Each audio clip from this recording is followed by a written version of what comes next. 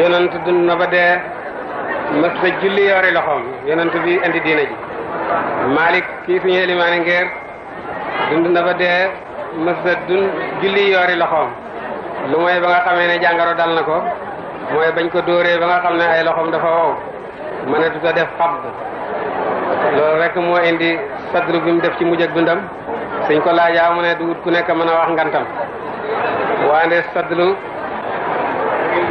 mi ngi dale ci ibnu qasim rek jëm ci tey waaye lu jiitu ibnu qasim amut benn téere bu xam sadru mboolem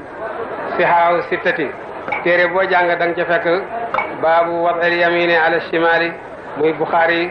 muy muslim muy abu daawuda muy turmisi muy ibnu maaja ñoom ñëpp muy mu wattay bi nga xam ne Maalik ko def sax